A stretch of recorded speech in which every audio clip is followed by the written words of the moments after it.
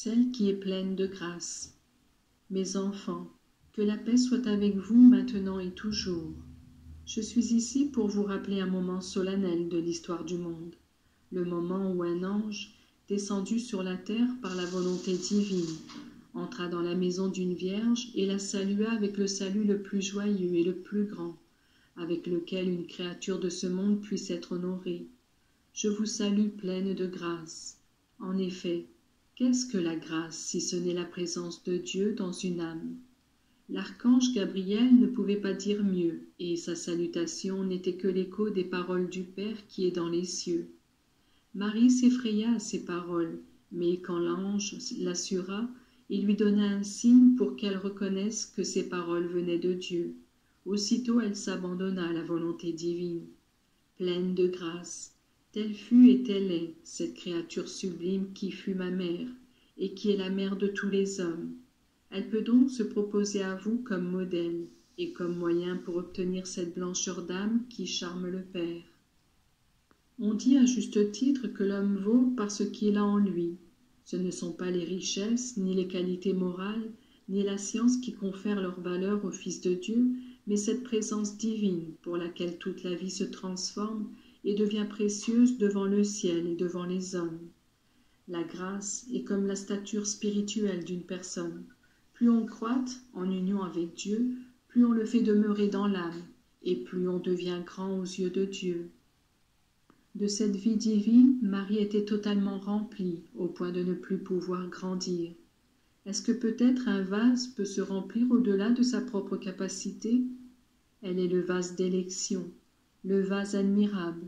Personne ne pouvait ajouter quoi que ce soit à ses vertus et à ses qualités. Tous peuvent puiser à cette source inépuisable de beauté, de blancheur et de sagesse qu'est l'âme privilégiée de ma Mère Vierge. La grâce est en elle complète, et elle fut complète dès le premier instant de sa conception. Oh, que ne diminue jamais en vous la confiance de sa bonté, pleine de grâce, capable de susciter en vous le désir de la sainteté et de vous instruire sur la manière d'y parvenir. La sainteté est amour, et qui mieux qu'elle pourra vous enseigner à aimer? Elle qui m'a donné le cœur humain et qui m'a donné les premiers enseignements de l'amour de Dieu et du prochain, peut bien être pour vous une maîtresse. Son cœur a été modelé directement par Dieu et rempli de charité. Son amour dépasse celui de toutes les créatures mises ensemble. L'amour qui pousse les vierges à offrir leur propre corps immaculé au Seigneur se manifeste en elles par l'héroïsme qui sacrifie au Seigneur chaque instant de sa propre vie.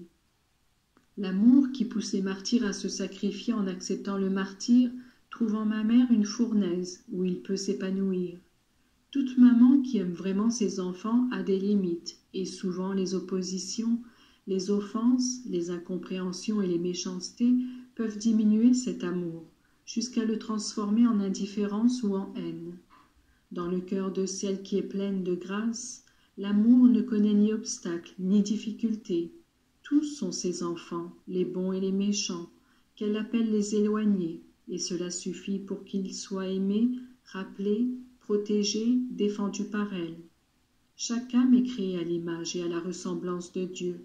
C'est pourquoi dans le cœur de Marie s'unissent ces deux amours de Dieu et du prochain jusqu'à se confondre. Que vous reste-t-il à faire, à vous qui vivez ici-bas, et qui sentez toute la fragilité de votre nature et la faiblesse de votre volonté, qui ne sait pas se décider à faire ce que Dieu veut de nous? Il vous reste un moyen puissant qui est comme l'encre de salut, l'étoile polaire qui vous indique le port. Il vous reste Marie qui peut et qui veut vous aider à croître. La croissance d'un petit enfant est confiée à la maman. Votre croissance spirituelle, vous devez la confier à celle qui accueillit en son sein la sagesse incarnée dont elle fut la mère. Plus votre désir de croître en sainteté est grand, et plus en vous confiant à ma mère, vous devenez capable de découvrir et d'accomplir la volonté de Dieu, et de croître dans sa grâce. Ainsi, mes enfants, la fête de l'Annonciation devient aussi pour vous un rappel à la perfection et à donner Dieu aux hommes.